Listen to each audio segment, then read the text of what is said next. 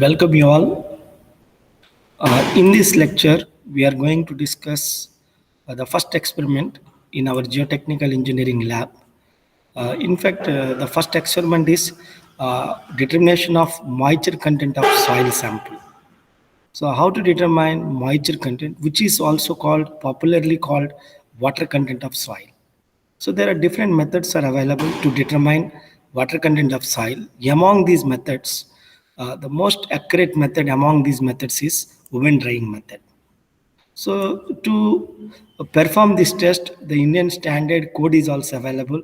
So the guidelines are there given in IS 2720 Part 2. So here one can see this is the oven.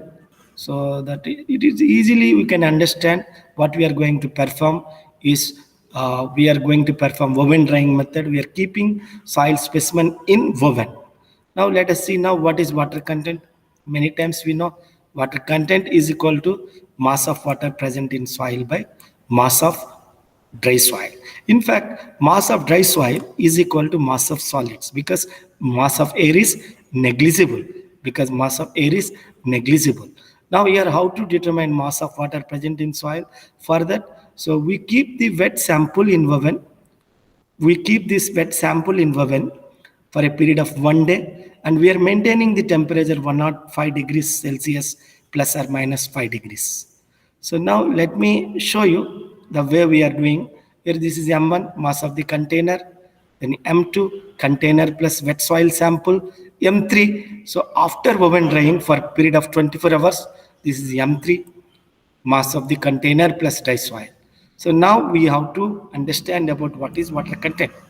Mass of water present in soil. How to get mass of water present in soil? So wet soil minus dry soil. So that's why M2 minus M3.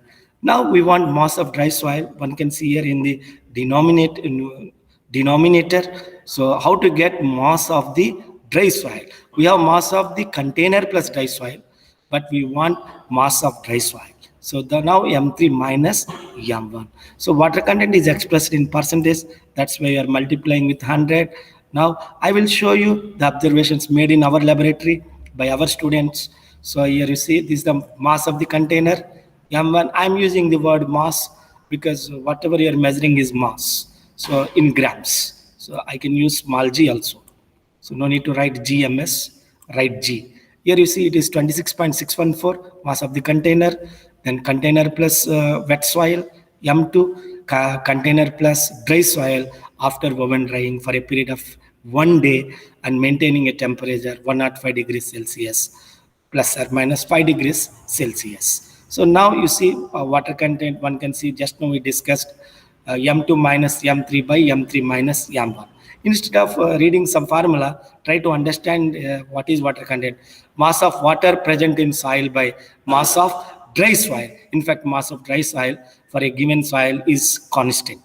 So now you see we are getting 6.67 by 24. So ultimately we are getting 0.27, but don't forget to multiply with 100. So answer is now 27%.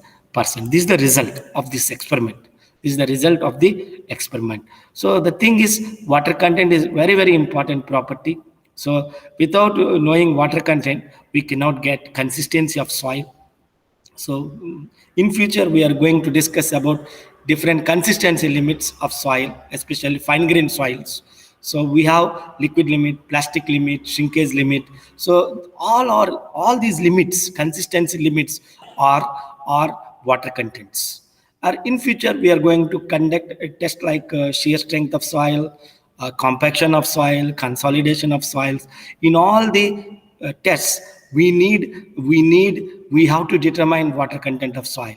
That's why water content of soil is rightly said it is an auxiliary parameter, very important property. That's why it is discussed in the beginning of the laboratory, and that's why it is experiment number 1. So without knowing water content, it is very difficult to decide the liquid limit, plastic limit, shrinkage limit that we are trying to call Atterberg's consistency limits. So water content is a very important auxiliary parameter of soil which speaks about other properties of soil. So during compaction, it is indispensable to add water to soils. So because to have more workability, so in order to have ease of compaction, we should add certain quantity of water to soil. So that is we are trying to call as optimum moisture content. Just now we discussed moisture content is also called water content. So in future we will understand the importance of the moisture content. So thank you all.